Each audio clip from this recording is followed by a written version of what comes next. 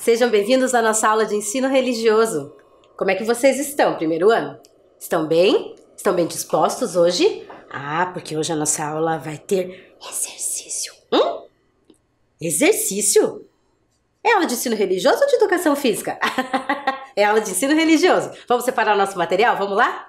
Hoje é só o caderno, o lápis de cor, o lápis de escrever e a borracha. Vou dar um tempinho para vocês e já volto.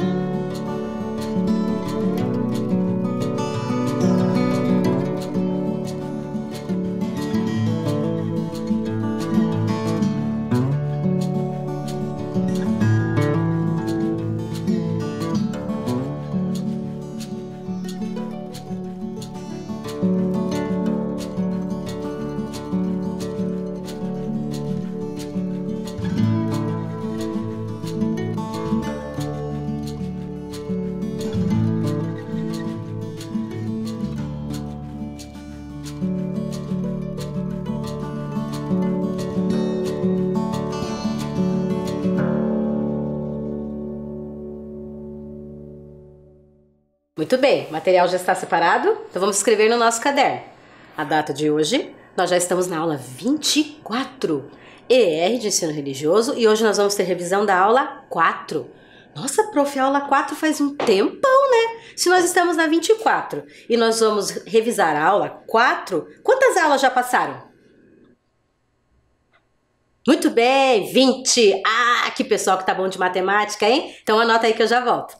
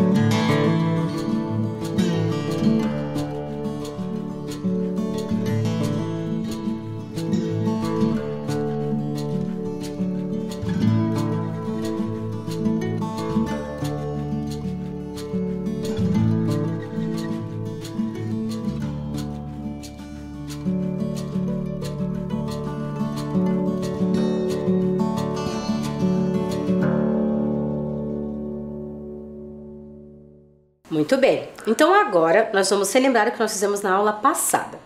Na aula passada, nós terminamos de ver os lugares sagrados das 4 matrizes, lembram? Tinha os nossos personagens e nós vimos o lugar sagrado de cada um deles. Agora, nós vamos retomar o conteúdo da aula 4, lembra que eu falei para vocês? Na aula 4 nós tivemos o conteúdo do eu, o outro e o nós. Lá na época da aula 4, nós vimos o livro Canção dos Povos Africanos, do Fernando Paixão. Lembram que nessa época que nós trabalhamos essa história, nós falamos um pouco sobre a canção que era feita para criança? Lembram? Nessa história, as mulheres se reuniam na floresta quando uma das mulheres estava grávida e aí elas faziam a canção para a criança. Lembram que eu até cantei nessa aula? Cantei várias músicas que tinham nomes de pessoas, né? Então, nesse livro falava um pouco sobre os nomes, a origem dos nomes, e foi sobre isso que nós falamos nessa aula. Então, nós vamos retomar esse conteúdo. Como? Olha lá, nós vamos assistir um vídeo agora que vai contar a história do Filho do Vento. Prestem bem atenção, porque eu vou fazer algumas perguntas depois que tem a ver com essa história. Prestem atenção aí, eu já volto. O Filho do Vento, de Rogério Andrade Barbosa. Ilustrações, Graça Lima. Era a temporada das ventanias, quando o vento zune e rodopia ao redor das montanhas e vales distantes no interior da África. Há muito tempo, disse a mãe, procurando distrair as 2 crianças sentadas ao seu lado. O sol, a lua, as estrelas, os animais e as plantas eram nossos irmãos. Até as árvores? Perguntou Dabé, elevando a voz, de modo que o zoar do vendaval não impedisse a mulher de ouvi-lo. Sim, respondeu a mãe. Plantas, homens, bichos e astros pertenciam à antiga raça. Todos faziam parte da natureza e tinham o direito de conviver em paz, uns ao lado dos outros. E o vento? Indagou Cauru, assustada com a força do temporal que balançava as frágeis paredes da cabana onde se abrigavam da fúria dos elementos. Ele também sempre fez parte da nossa vida, explicou a mãe. Os mais velhos dizem que quando alguém morre, seu último suspiro vai reunir-se a um vento mais forte e poderoso para formar as nuvens do céu. A mulher parou de falar um instante, prestando atenção no silêncio que se instalara repentinamente. Vejam, observou. O vento sossegou. Notem seu sopro. Está tão calmo como se estivesse dormindo. Mas não se enganem. Quando fica zangado, assobia furioso igual a pouco, destruindo tudo o que encontra pela frente. O marido, que permanecia calado num canto, ergueu-se e falou. Pronto, a tempestade passou. Já posso continuar a cerca de proteção contra a areia que o vento levanta. Resolveu abrindo a estreita porta da cabana, deixando entrar uma lufada de ar fresco. Assim que o pai saiu, a menina voltou-se para a mãe e pediu. Conte uma história. O nosso povo tem muitas lendas, disse a mulher, que passam de geração a geração. A que vão escutar, eu a ouvi quando era pequenina, como vocês, num dia semelhante ao de hoje. Guardem bem esta história, que é sobre o Filho do Vento. Assim, quando vocês crescerem, poderão contá-la a seus filhos e netos. Mãe Vento e seu filho moravam numa cabana isolada, no alto de uma grande montanha. O menino não tinha nenhum amigo para brincar, por isso passava os dias tristonho e solitário. Quando o vento soprava devagar, a única distração do garoto era observar os antílopes que vinham pastar nas encostas em torno da casa. Então, o Filho do Vento ficava bem quieto e assobiava baixinho para não espantar os animais.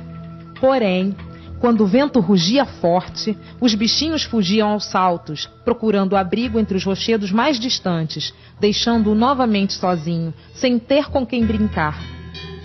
Um dia, o Filho do Vento avistou um menino da sua idade, subindo a montanha em busca de ovos de avestruz.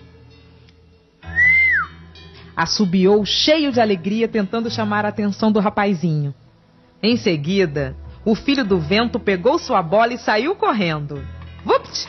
Para jogar com alguém do seu tamanho, como sempre desejara fazer. Rei Nakate! Gritou. Segure! avisou rolando a bola em direção ao surpreso menino. Nakate assustou-se ao ver o estranho garoto de cabelos eriçados como a crista de um galo, chamando-o pelo nome. Não sabia que o desconhecido era o filho do vento, aquele que sopra em todas as regiões, rodopiando por paredões e cavernas repletas de pinturas milenares, que se enfia pelas frestas das portas e sibila pelos montes e campinas, insinuando-se por todos os lugares em que passa. E onde ele entra, escuta tudo atentamente, jamais se esquecendo do que ouviu. O vento leva nossos segredos, sabe tudo e conhece todas as pessoas. Quem é você? Perguntou Nakate, assim que segurou a bola. Como é que adivinhou o meu nome? Isso não posso revelar, respondeu o filho do vento, todo contente por ter encontrado um parceiro para se divertir. Jogue a bola, pediu. Está bem, disse Nakate, atirando-a de volta, desconhecendo o fato de que ninguém deve envolver-se com o filho do vento, pois isso pode ser muito perigoso. Os dois meninos riam e batiam palmas enquanto rolavam a bola um para o outro.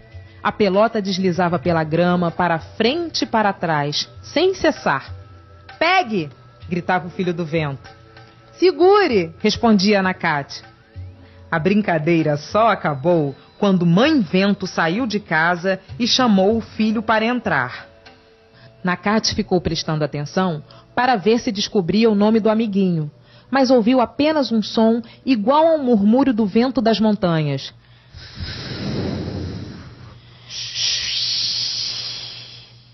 Minha mãe está me chamando, disse o garoto de cabelos ouriçados, interrompendo o jogo.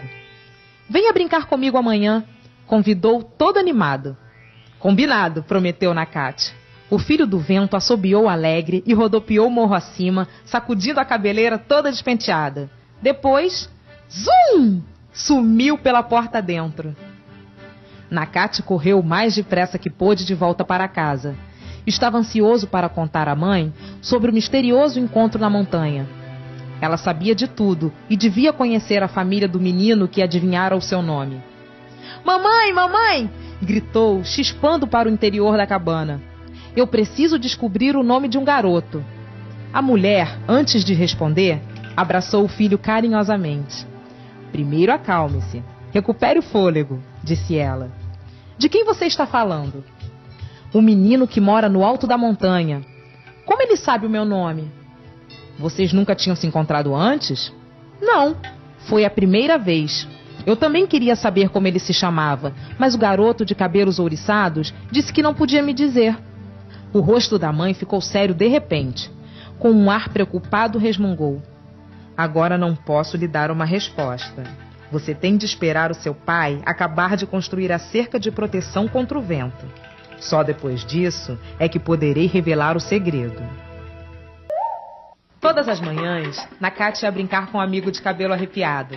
Os dois divertiam-se o tempo inteiro, alegres e sorridentes. Hey, Nakate, prepare-se, dizia o filho do vento rolando a bola pela relva. Como das outras vezes, Nakate prestava atenção para ver se descobria o nome do companheiro na hora em que a mãe do menino vinha chamá-lo. Mas, como sempre, ouvia o mesmo doce e suave murmúrio.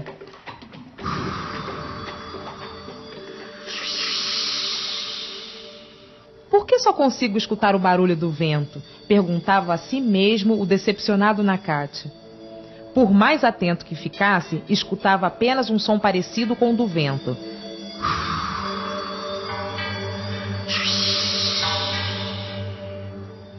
Durante as tardes, Nakate ajudava o pai a construir a cerca feita de paus e gravetos. O menino trabalhava duro, torcendo para o tapume ficar pronto o mais rápido possível. Estamos quase terminando, disse o pai, suando sob o sol forte. Depois poderemos capturar alguns antílopes e prendê-los no cercado. O tempo está calmo, falou consultando o céu. E logo os animais virão pastar perto da nossa cabana. Satisfeito, Nakate foi avisar a mãe. Veja! Mostrou o menino apontando para o cercado semi-pronto. Você já pode revelar o nome do meu amigo. A mulher, depois de lançar um olhar para a cerca de proteção da casa, respondeu em voz baixa. O seu colega de brincadeiras é o filho do vento. Do vento? Sim, confirmou a mãe. Você tem de me prometer que não contará o nome dele para ninguém antes do cercado ficar totalmente arrumado. Prometo. Por favor, como é que ele se chama? Implorou Nakate, não aguentando mais a demora para decifrar o mistério. Você precisa jurar outra coisa também, disse ela, retardando a resposta final. Assim que o segredo for desvendado, o filho do vento ficará tão surpreso que talvez desabe e role no chão. Se ele cair, o vento começará a soprar muito forte. Então, trate de fugir o mais ligeiro que puder, pois o vento pode se rebelar, entendeu? Entendi. Preste bem atenção, sussurrou a mulher, olhando para os lados, com medo de que alguém pudesse estar escutando. O menino tem 2 nomes. O primeiro é... E o segundo é... O nome completo do cabelo arrepiado é...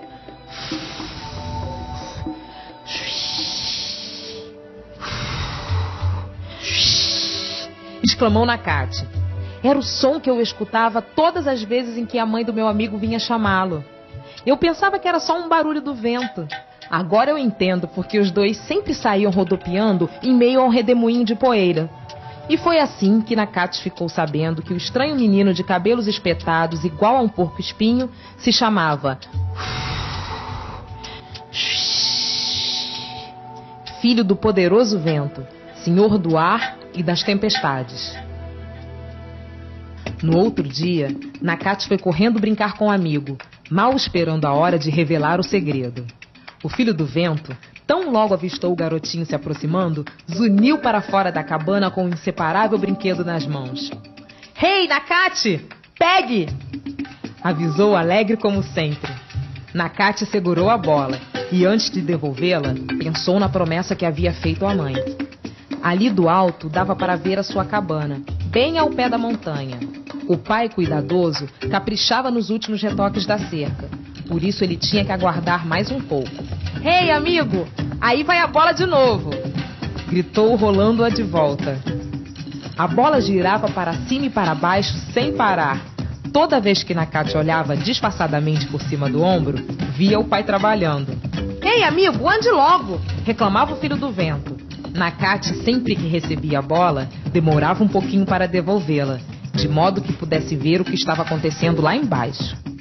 Aí vai! Repetia ao perceber que o pai ainda se esmerava nos acabamentos. À medida que o tempo passava, Nakate ia ficando cada vez mais nervoso. Só sossegou quando finalmente avistou o pai sentado à porta da cabana, contemplando o trabalho que levara tantos dias para terminar.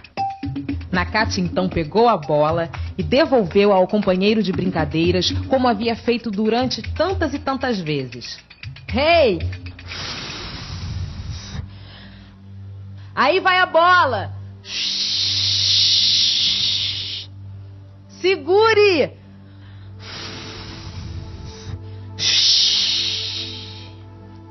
Berrou Nakate com toda a força de seus pulmões. O filho do vento levou um susto enorme quando ouviu Nakate pronunciar o seu nome.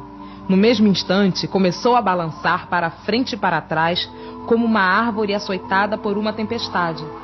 Nakate nem esperou para ver o que ia acontecer. Não tinha se esquecido dos conselhos da mãe, por isso tratou de fugir dali. A bola bateu no joelho do trêmulo filho do vento, desequilibrando-o, e ele desabou no chão fazendo um barulho apavorante. Parecia que estava brincando de plantar bananeira com a cara enfiada na poeira, ao mesmo tempo em que agitava as pernas freneticamente. Nakate só parou de correr na hora em que ouviu o estrondo. Olhando para trás, percebeu o filho do vento debatendo-se desesperadamente de cabeça para baixo. Quanto mais ele esperneava, mais as forças da natureza se rebelavam. Ventos, ventanias e vendavais acorriam ao seu chamado, numa zoeira infernal.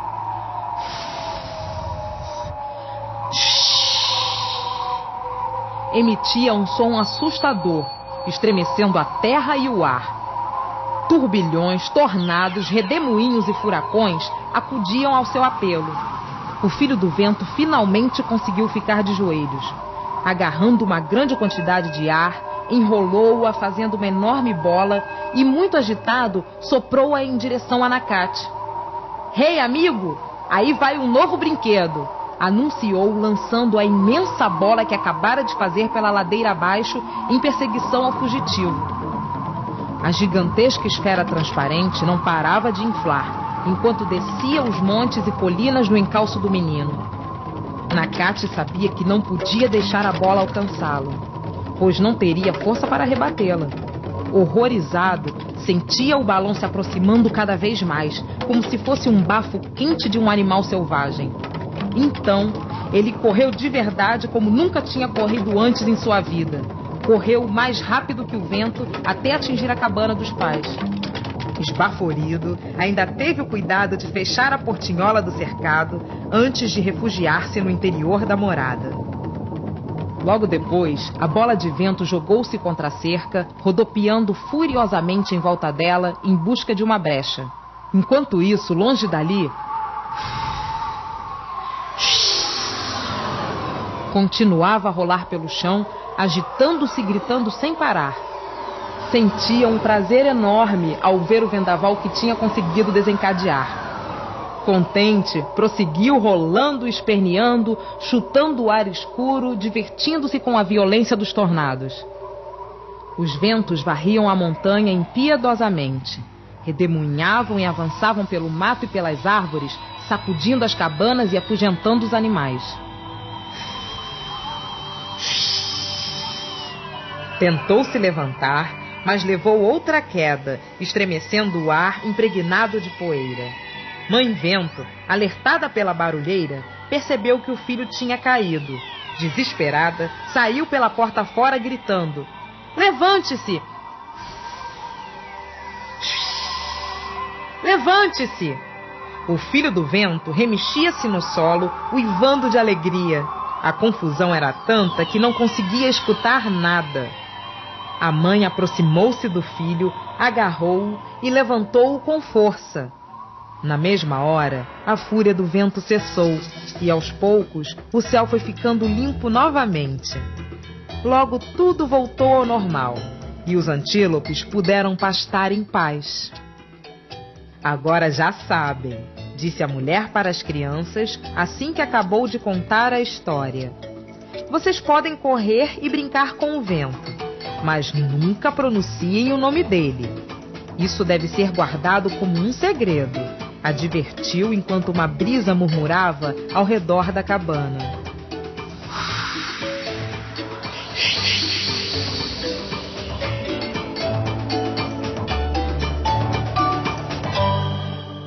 Então, gostaram de conhecer essa história do filho do vento? Curioso, não é mesmo? Prestem atenção aí na leitura que eu vou colocar para vocês. O conto O Filho do Vento descreve o imaginário popular sobre os fenômenos da natureza, o vento. Os contos fazem parte da cultura oral africana. O costume da oralidade é de responsabilidade dos anciãos que passam as culturas ancestrais para as novas gerações para que se perpetue. São narrações das lendas africanas que envolvem personagens relacionados à natureza. Então, você deve ter pensado assim: nossa, professora, que história diferente, né? Por quê? Ela é um mito africano. Lá na África é um costume muito comum que as pessoas mais velhas contem histórias para as crianças. E aí quando as crianças ficam adultas, elas contam para as outras crianças e assim vai passando de geração para geração. Inclusive, isso também é muito comum entre os indígenas, né? Eles explicarem fenômenos da natureza através de mitos, né? Explicam a noite, explicam o dia, o surgimento da lua, o surgimento do sol. E essa história do Filho do Vento é sobre o surgimento do vento, né? Como é que se formam os furacões. Nessa história, tinha que tentar falar o nome do Filho do Vento, não tinha? Vamos tentar falar o nome do vento? Olha lá, faz comigo, ó.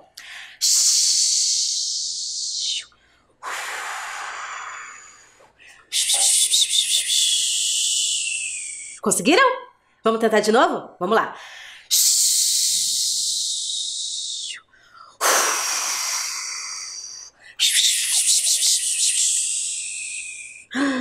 Alguém escutou o vento? Alguém escutou ele chegando? Querem tentar de novo? Vamos chamar ele? De novo.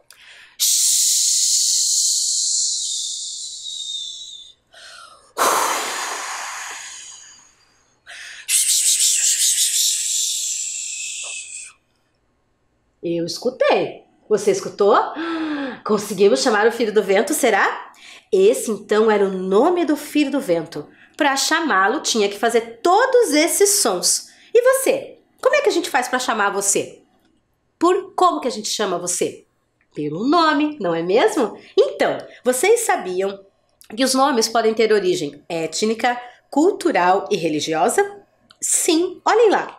Esse nome, Hakian, significa morcego. Eu coloquei ele como uma origem étnica. Por quê? Lembra que na aula 4 nós até escutamos a história desse menino, que ele tinha porque ele tinha nascido à noite, e aí por conta das lendas indígenas, dos mitos indígenas, ele tinha esse nome que significava morcego, porque ele tinha nascido à noite. Lembra que nós escutamos essa história? Então eu coloquei esse nome do Hakian como origem étnica, porque é a origem daquele lugar, daquele povo, né? Então, naquele povo tem esse significado, esse nome. Então, a origem étnica. Tem outro tipo de origem também, que é a origem cultural. Lembra que na aula 4, eu inclusive contei, eu não, né? A professora Brígida gravou para nós a história do Krishna, né? Como é que ele nasceu, tudo mais. E aí, nós vimos que o nome do Krishna significava o todo atrativo, porque dentro da cultura, né, Vaishnava, que nós já escutamos em outras aulas, dentro da cultura do hinduísmo, o nome Krishna significa todo atrativo, porque para eles, Krishna é a perfeição de beleza, de atração, ele é o mais puro, o mais bonito, a mais bela criatura entre todos. Então, por isso que na cultura deles, o nome Krishna significa o todo atrativo. E tem também a origem religiosa. Então, eu coloquei na aula 4 e estou mostrando para vocês agora de novo esse nome que é Isaac. Lembra que eu até contei essa história de Isaac, que significa riso? Por quê? Dentro da história cristã, quando a mãe de Isaac soube que ficaria grávida dele, porque lembra que eu contei que a mãe de Isaac já tinha mais de 100 anos? Não é muito comum nós vermos pessoas de mais de 100 anos tendo filhos, não é mesmo? Mas na história da Bíblia, na história cristã, a mãe de Isaac ficou grávida quando estava com mais de 100 anos. E aí ela sorriu quando ela soube que ficaria grávida, porque Deus disse para ela que ela teria um bebê. E aí ela sorriu e então ela deu esse nome de Isaac, porque significava riso, porque ela ficou feliz. Legal, né? Então nós vimos nessa aula de hoje que o nome das pessoas é muito importante, não é mesmo? O seu nome é muito importante. Por quê? Porque ele é só seu, não é mesmo? Mesmo que tenham outras pessoas com um nome igual ao seu, tem alguma coisa que diferencia, não tem? Vamos ver então? Olha lá. Vamos lá para a nossa primeira atividade que a gente já vai pensar nisso. Escreva o seu nome e depois desenhe o significado dele. Caso você não saiba a origem ou o significado, pergunte aos adultos que vivem com você ou crie um novo significado. Por que eu coloquei isso? Olhem lá, se eu fosse fazer a minha atividade. Qual é meu nome? Macleise, não é mesmo? Nessa aula 4 eu até contei para vocês e vou contar de novo a história do meu nome. Esse nome aí, que vocês não devem ter visto em muitos lugares, não é muito comum mesmo, esse nome Macleise, quando a minha mãe estava grávida de mim, ela escolheu o meu padrinho. Vocês têm padrinho? Então, eu tenho um padrinho, o nome dele é Aquiles. O meu padrinho só tinha filhos meninos. E aí, quando a minha mãe ficou grávida, ele disse assim para ela: se eu tivesse uma filha menina, eu daria o nome de Macleise. E a minha mãe escutou, achou legal, mas né, não tinha pensado muito. Então, quando a minha mãe foi para o hospital para eu nascer, ela disse que quando ela olhou para mim, o meu nome era para ser Mariana. E aí, quando ela olhou pra mim, ela disse que eu tinha uma cara de Macleise. Como será que é uma cara de Macleise? Essa cara aqui? Acho que essa cara aqui é a cara de Macleise. E aí ela me viu e falou assim: ah, vou pôr esse nome, Macleise. Só que esse nome provavelmente é uma mistura de algum nome, ou ouviu e foi, né, modificando. Então, se a gente coloca, por exemplo, lá no Google, né, que é onde a gente procura muitas coisas, não tem significado o meu nome.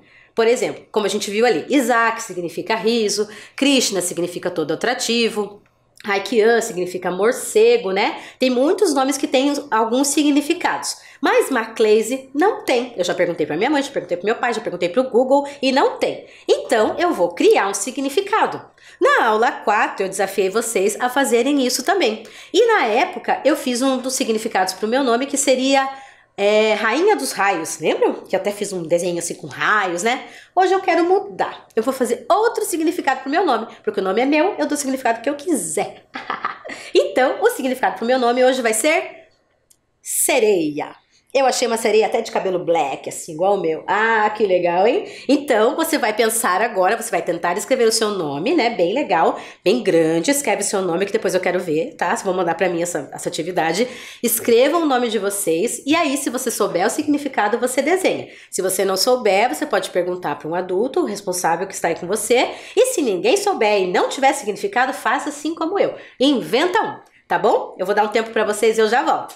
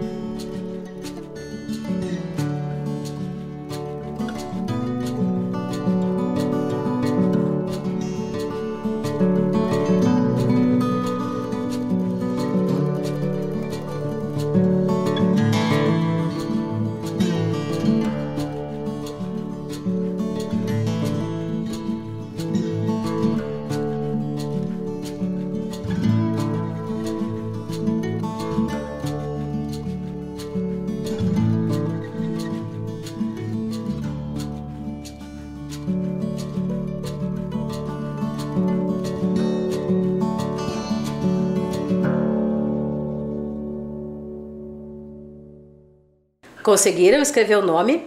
Então lembra que eu falei que o nosso nome pode ser igual com outras pessoas, mas tem alguma coisa que nos diferencia. O que será que é? Olhem lá.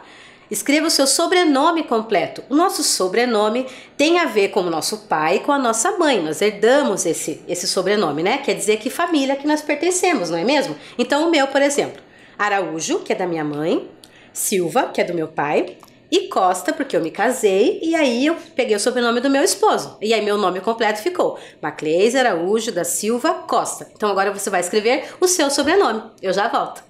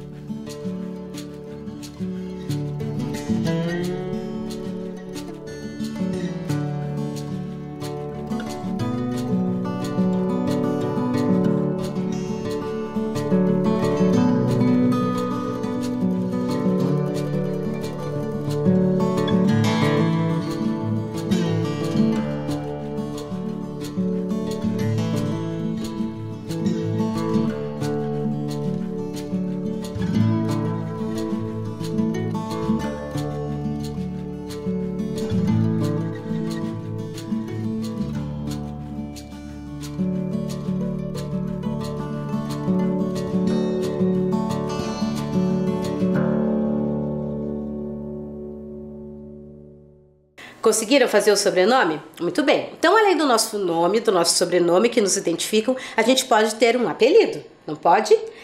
Às vezes o apelido é o que faz com que a gente fique mais diferente ainda. Por exemplo, tem um apelido que a gente só tem em casa, que é só a avó que chama, não tem? Eu até coloquei ali uns que são os meus apelidos para mostrar para vocês. O primeiro é Casey, o meu pai me chama assim. Queidinha, a minha avó me chama assim, só a minha avó me chama assim. O terceiro que eu coloquei ali, Mã, a minha irmã me chama assim. 4, nega, às vezes a minha mãe me chama assim. E o 5 é Mac, porque tem pessoas às vezes que acham meu nome muito difícil e fala assim, posso te chamar de Mac? Eu digo que tudo bem. Então o que a gente vai fazer? Essa atividade você não vai fazer agora não. Depois que terminar a aula, você vai pensar em algum apelido. Pode ser 5, como eu coloquei, ou pode ser menos. Você vai pensar em quantos apelidos você tem. E aí você vai escrever uma lista dos seus apelidos e vai mandar pra mim depois pra eu saber como que eu posso te chamar quando eu te conhecer. O que você acha? Apelido, não esqueçam, é uma coisa que a gente gosta, né? Quando é um apelido pra gente ficar triste, daí não é legal, né? A gente não pode dar apelido pras pessoas pra ser triste, não é mesmo? Então, a nossa aula de hoje fica aqui. A nossa revisão da aula 4, que nós falamos sobre a origem dos nomes, tá? Não esqueçam, a mãozinha sempre lavada bem direitinho, tá, pessoal? Põe a máscara e se puder, fica em casa, tá bom? A gente se vê na semana que vem. Um beijão, ó, enorme e até semana que vem. Tchau, tchau.